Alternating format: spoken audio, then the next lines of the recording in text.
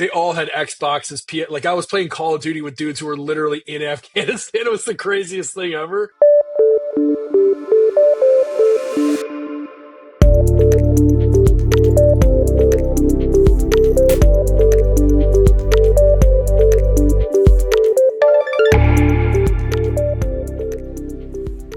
Hello, Elle. Welcome to Kingscrowd's weekly investment roundtable. I'm here with Scott and Teddy. Today, we're going to discuss our latest chart of the week related to veteran founders. We're also going to discuss StartEngine's latest raise, and we have a lot of things to say about that. Scott, Teddy, how are you doing? Doing well. Amazing. Let's jump right in and talk about our latest chart of the week. As you know, last Monday was Veterans Day. So traditionally at Kingscrowd, we like honoring veterans by trying to understand better how they fit into the investment crowdfunding market. This week, we decided to take a look at which industries are veteran founders launching. We know that veterans come back from this service with many qualities, such as leadership, discipline, and adaptability. And surprisingly, we saw that a lot of them were launching companies in the business tech industry, meaning software and business related companies. They also are raising a lot of media companies and healthcare and pharmaceutical companies. This is pretty similar to the rest of the founders, to non-veteran founders. However, they are launching mainly mobility, aerospace, transportation companies, as well as energy resources companies. This is different from non-veteran founders who are mostly raising with companies in the food and the CPG sectors. Scott, Teddy, I'm wondering, do you have any idea why veterans will prefer launching deals in these industries rather than the food and the CPG industry? I mean, the business tech one is like anyone. They've discovered some goofy idea that they could do. Aerospace, transportation, healthcare, and energy, I'm going to guess are things that they've seen firsthand, have access to. I mean, aerospace is obvious, but like if you're, on the field or in the field and receiving treatment or medication or doctor visits, or in particular, I would imagine for a lot of them, it's post-service, whether that's PTSD or chronic injuries, illness, et cetera, mental health. My guess is that they find that while the VA covers insurance is great, the access maybe isn't that great. Veterans who are not career military, they have different attributes that make them better leaders. But like generally speaking, they're not that dissimilar. They're not like, I don't know, maybe what we think of movie characters. You know what I mean? Like they're not dissimilar than non-veterans in that like they experience all the same pain points we all do. I think the two that like really truly stand out is the aerospace, mobility, and energy maybe even the most, because I think that unlike a normal civilian, you just, unless you grew up in a place, a town, a geography, agriculture, whatever, where like energy was like the way of life, or like you're in aerospace, architecture, transport, logistics, like you just don't have like, I can't speak for myself. I don't have a ton of exposure to those two things. And every single person that I know who served, even if they were a journalist serving abroad, they literally experienced firsthand the problems of transportation, logistics, and energy. And a lot of them are literally at wars that, in previous generations would argue that the war was around energy in the first place. So their understanding of the value and the trade and like what is going on, outside of the gas pump or outside of your electric, coming into your home, like they actually see it on this sounds crazy, but on the battleground, literally. It's like those two to me, I would have actually expected them to be higher. I wouldn't have expected them to be like higher than business tech in general, because in the end, they're just regular people. But I would have expected it to be like 12, 14%, maybe 16% in mobility and aerospace energy. And then, whatever the business tech being similar and gaming down probably. But in general, I think they are exposed to different stuff. But overall, sometimes we forget that unless you're a career military, like they live pretty much the same lives of us. It's just they take a break to go protect the entire universe, which is obviously awesome. Yeah, and on this chart, did you see what percentage of crowdfunding companies do have veteran founders? Like, are they like more represented here than perhaps in venture or anything like that? We know that it's about 5% of deals that have veteran founders. So since October 2021, it's about 100, I think, in 56 deals, if my memory serves me well, that have veteran founders. So that's a pretty small portion. And we didn't really see the number moving over the years. We've done that study over and over again. So that's, I love what Scott is saying, that in the end, the industries in which veteran founders start companies is just so similar to the industries of non-veteran founders, because as you say, as they come back to civilian life, they just face the same issues as we do. Maybe the main difference as well, they can benefit from the grants that the US Army gives a lot to startup, especially in the transportation and in the energy industry. So that can be good for them to actually have that network in their industries.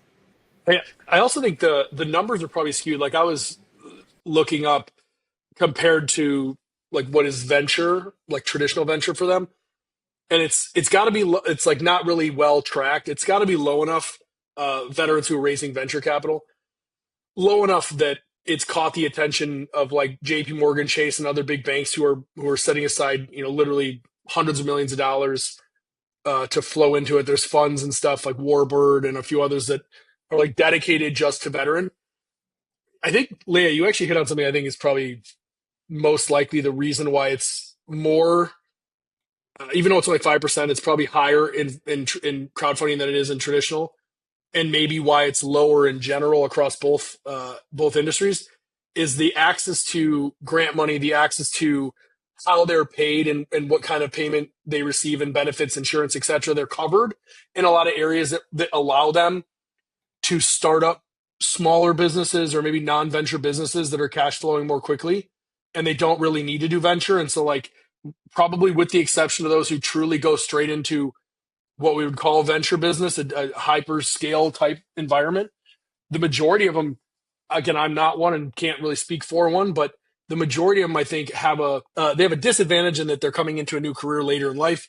They have an advantage that a lot of times funding a small business for them, getting small business loans, things like that, buying their home, everything is advantage for them to where maybe they're not as it's not as vital that they raise upfront capital, whereas someone who's coming off of nothing and has no real foundation has to raise capital this way, and so they do. And then the thing that would be interesting to find out in the future is like I'm gonna guess that veterans probably don't have like necessarily, well, it depends on I guess what area of service and how long, but don't have networks built out in venture. But they probably do have networks built out in strong leadership across organizations because veteran organizations are so supported by so many big agencies that they probably have access to a network to raise from, but maybe not a venture network, and so they come to crowdfunding. That would just be my guess. Well, thank you, Scott and Teddy, for more insights on Bit Start. Next, today, we are going to be talking about Start Engine. So I know that this is a deal that many are waiting for. Start Engine has been raising millions and millions of dollars on equity crowdfunding platforms. It's their raise number, what, 10, 20? Let's maybe take a look at that right now. So Start Engine are actually one, two, three, four, five. It already has been raising 9 times. And we still see a lot of people putting money into the deal, right? The first one, they raised about $4 million. The highest run was about 3 years ago at $29 million, and they're already at 1.6. But I've heard some people saying that it's pretty low actually compared to the Test the Water deal, which I think already had about $3 million committed. So do you think, Scott, Teddy, are they going to be raising a lot of money this round? What exciting news related to this deal, but what are the risks also involved? Yeah, I was gonna say in general, like I would think they're probably gonna raise less than prior raises, just because the industry as a whole like is just seeing lower raise totals generally. Like I was in DC this weekend talking to some folks in the industry. It's like I feel like now 500K for a raise is like almost considered a success, whereas before it was like if you're not hitting at least 1 million, it's like what was the point? Obviously with Start Engine, like they're gonna be in their own category because they're so popular and have famous people as their spokespersons, and So I do. They're probably going to raise many million here, but maybe even more than 10. But still, I think we'll won't necessarily have the total traction that they might have had in the past. But it'll be interesting to see. I mean, maybe they're just too big that, or they're just at that scale where it's like no one cares. They're still going to max out because it's Start Engine and everyone's going to pour money into Start Engine. I don't know. It'll be interesting to see. I don't think it's give me the latter. I think it's tough when with any business, but like when you're a company that is kind of the originator and one of the forefront, and you raise 8 million, whatever it was in the beginning, that makes total sense. They had a lot of traction as like Republic did in the early mover. Um, the most exciting time to raise is when everything's going ballistic, and in 2020 and 21, there was certainly that. So like the 30 million gets a huge asterisk. 23, they raised 24 million. It looks like at a billion three. I think that I'm just guessing. I think that when you have previous financials that are reported for 22 and 23 that you were able to deploy $29 million to, I suspect the growth looked pretty good. And I suspect coming out of 22, which is when they would have reported, end of 22, early 23, um, I suspect the numbers looked absolutely phenomenal. And that is how they cracked over the $1 billion plateau. People were starting to question whether they could raise traditional venture as the prices started coming down in early 23. Alternative became attractive again. This thing was like a good pitch. I think that when you then do it again and you mark up, not, basically they're marking up the equivalent of the amount of money that they're going to take off the table, which is another kind of conversation piece here, which I actually don't have a problem with, but it's just, you're not going to show much growth. And if you did 29 and then 24 and you came back to the table a year later, so you go 2021, nearly 30 million, 2023, early 23, 25 million roughly, and then 24, you're trying to do it again. They don't have the growth that one would expect from that. And to go from a 786 value to a 1.3 to a 132 to a 138, it's not, it just doesn't show anything. It's like flat. And basically, me as an investor, I have a ton of respect for Howard and for Start Engine and Mr. Wonderful and all that and the team there. But I do think that it's a little bit like when I look at the finances, I'm curious, Leah and Teddy, both what you see here. But when I look at it, I see that the runway is 10 months. And I see, with 10 million in capital sitting there, burning about $1 million a month, earning, around 2 million a month. It shows me a company that's trying to add 2, 3, 4, 6 more months to runway. And it's not about bringing in capital to do something new or to sell off in something else. That's the part that gets me. And then tell you, both of you, I'd love to hear your feedback on that. But like the thing I want to earmark is follow up on here is when you have 10.8 months of runway and you're raising presumably, which will be 10 million or less is my ballpark guess on this. And you're taking a decent amount of money. If you could tell me how much, I can't remember how much they're taking off the table, which again, I want to talk about separately. I don't have a problem with it, but it does make it difficult when you're trying to add runway, but then part of that runway is to compensate for high earners. That it's just a tough pitch to the retail investor, I think. Yeah. I mean, I think when founders sell shares as part of a funding round, like I feel like that the only way that looks good and it is not seen as a negative signaling effect is if your company's super stable, like you're not in desperate need of runway, and then you're like, okay, I've stabilized this business, it's growing, it's a reward, efficient, right? Growing healthily, and then like everyone's like, okay, yeah, take some money off the table. That's smart. That makes sense. And like maybe early on, yeah, I don't know. I just think Start Engine's gotten become an even riskier investment at this point, just because it seems like they're not as stabilized as we would have hoped, especially at a valuation like this. So taking money off the table, I think, is a net negative in terms of optics at this point. I totally agree with you. And I staunchly, not just as a founder, but as an investor, staunchly have zero issue with taking money off. And I think one of the cool parts of crowdfunding in general is that it should serve as a way for owners and founders to be able to get some liquidity without a major market moving event, especially if we're talking about a tiny percentage relative to the whole. And, it's not like they're selling 30% of the business or whatever. Like I don't have a problem with it. It's just when you do it when you're coming off of, and we'll see, I guess, right? The finances said they had like 2x in H1, but like then there's nothing for H2. We'll see.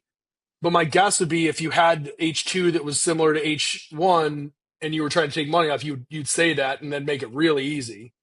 You don't want to tell someone what they can and can't do, but I would generally advise any founder, whether it's crowdfunding or traditional, to pick your spots. When you're raising money for runway, raise money for runway, and when you're raising money for liquidity, raise money for liquidity, and market that way and say, hey, we have this huge opportunity. We're going to build more. I'm taking a little off, but there's also money going towards growth. By the way, this is what that growth will be. That sales pitch goes over really well. And if I'm an investor, I'm like, cool. Like this guy's taken care of. He's got, or girl has no more, less risk to worry about. They can dig into this business for the long haul. That's a good sign to me. But when a business, like you just said, Teddy, is kind of at this like inflection point where it's almost priced too high to be lower risk. This was the deal of a century when it was $780 million value, which is crazy. But like that value, when they did that 30, like that was a win across the board for everybody if it stayed there. But obviously, different time. Yeah, I completely agree with you both. If you look at it, between 2022 and 2023, they did not grow revenue. And so, even if I agree with Right. Scott, it's great for insiders to have the opportunity to sell shares. Here, they're selling about 20% of the round. It will not go into the company's bank account. It's going to go Yep. into sellers' bank account. And the problem here is that it's less money to fuel the growth. And as you're saying, with Yep. a valuation of more than $1 billion, we need to still see great growth for investors to actually get an interesting return on the investment. I still want to highlight the good things that is happening with Start Engine recently, which is that, as you say, Scott, the company has been able to actually increase its revenue considerably in H1. So they show it pretty clearly on the race page that the first half of 2024 they've made $21 million. So that's great when you consider that in 2023 they made $23 million over the whole year. So they basically already matched the revenue they made last year in only 6 months. That's amazing. And I completely agree Right. with you, Scott. The question now is that going to continue? Are they going to close the year at 30 million or are they going to close it at 40 million? And that's going to really impact the growth and the value of this deal. So we have some good things happening with Start Engine. That's very exciting to see that they diversifying the revenue growth. That means that even if the market has been relatively declining in the last couple of years, they're still able not only to maintain the revenue between 2022 and 2023, but potentially to grow it in 2024. And that's a very positive sign. Now, the question for investors who want to join at a 1.38 billion valuation is how much money do I want to see? If you want to get a 1.5x, well, maybe that's way easier to invest in the deal now than if you're looking for a 10x. That's very optimistic. Right. And the question there is, I think a little lower in there, they talk about there was an acquisition or a new business line they opened to get there. Can you talk about that at all? Uh, Yeah, so that was the Start Engine private, right? Like, it was, Yep. which yeah. So I think they're basically purchasing large blocks of shares, like secondary shares in a lot of these big Yep. private companies, and which there's like tons of marketplaces for. But yeah, basically like pooling capital of accredited investors from Start Engine into an SPV and buying blocks of shares on the secondary market, which means these shares are from potentially employees that are selling to get liquidity, or other VC firms that got in early on these companies now looking to sell. So I'm actually like pretty bullish on that space generally. Obviously, it's in a different field than equity crowdfunding because it's accredited investors only. But um, yeah, like getting individual investors in on some of these really disruptive late stage Which, like growth which is tech. playing on Republic, right? I mean, that's basically Republic Capital or Yeah, whatever, Capital R or whatever. They're all kind of taking the same thing, and I think a larger trend. This is not about Start Engine. It's a larger trend that I think you're starting to see is equity crowdfunding, like on the Reg CF side. I think is kind of now sitting about growth rates with regular crowdfunding. It's very much passion project and like friends and family, but like it's really just like Teddy's got a new thing and I want to support Teddy. So like, here's $50 or $1,000 or whatever. I think that you're starting to see pretty much every platform, and like WeFunder goes at it a different way. They do some of the private stuff too, but like they go at it a different way where they're really trying to find the beehives and the schnazzier brands that are like post Series A raising coming in. It seems to me that the crowdfunding really is becoming like online accredited. It's just really just like a different way of distributing deals than it is democratizing investing. And my gut is that it's going to continue that way, because I think when you're working with retail, it's very hobby. It's a very unpredictable income stream. It's very they're very risk averse. We're now in year like 12 of the experiment or whatever it is, and it's like, are we seeing enough returns to substantiate this? I think for a known accredited investor who's been through a couple of these, like they're not shaken too much at the 8 to 10 year period. If you're new to the space, you're like, Jesus, 10 years, I still haven't done, that money's gone. I think it's just hitting all the markets, and it's like moving every company towards the private side, which I think would probably bode well for StartEngine if they can compete with Republic. Then they have the new question is like, how do they create liquidity? And I know they have their whatever second market they're trying to push, and Republic's got tokenization and all this kind of stuff. But again, it's just the trend is really moving towards more accredited and just online, the digitization of deals, which then it's like, okay, so it's kind of like AngelList, but it's different, like that's kind of interesting.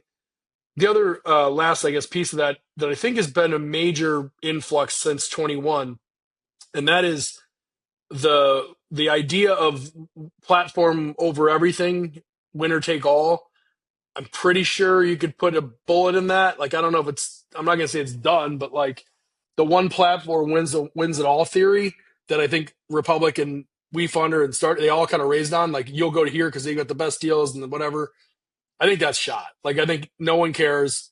I think it's about aggregation. Platforms like Kingscrowd are like the example of that you're going to come to a place. I don't really like, in the early days, I didn't want to sign up for 3 platforms because it was a whole thing. But now everything's like single click checkout, and it's probably all processed by the same place. So like, I think the idea of a platform that has better deals than others, it's more like this platform is more B2C and this platform is more community creator, and this platform is more that.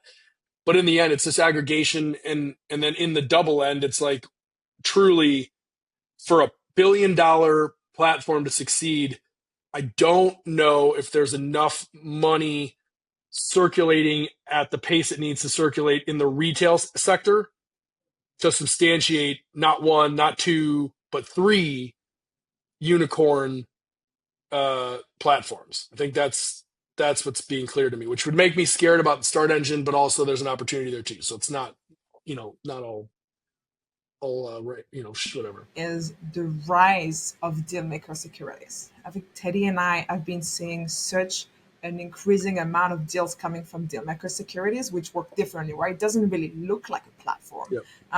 Every deal is kind of their one-off page. And that's a threat for StartEngine with Founder, because we've heard a lot of positive feedback from founders who appreciate raising on StartEngine. So that's one of the older competitor, but that's just kind of coming up in the market recently. Any closing words related to StartEngine? Yeah, I was gonna say it would be interesting if they look to acquire some of these smaller portals. They already did with Seed Invest, like growing that inorganic route. I mean, they probably can't afford to do that right now, given their burn. But yeah, it'll be interesting to see like if there's any like aggregation in the space in terms of these larger portals eating up some of the smaller ones. But be something to follow. Amazing. Well, thank you so much, Scott and Teddy, for such another interesting discussion. Don't forget to check out Kingscrowd.com to find the latest and most exciting deals in the ECF market. And don't forget to subscribe to Kingscrowd YouTube channel, as well as our pitch review, our weekly newsletter. We hope to see you next week for the next investment roundtable.